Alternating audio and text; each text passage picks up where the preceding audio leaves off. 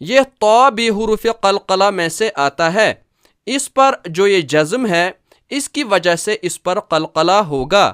لکھا ہے قوف تو زبر قط، لیکن پڑھنا ہے قط قط قط، یعنی ایسے لگنا چاہیے جیسے کہ یہ تو ہم نے دیوار کی طرف پھینک کر مارا اور یہ اس دیوار سے ٹکر کھا کر واپس آ گیا ہو۔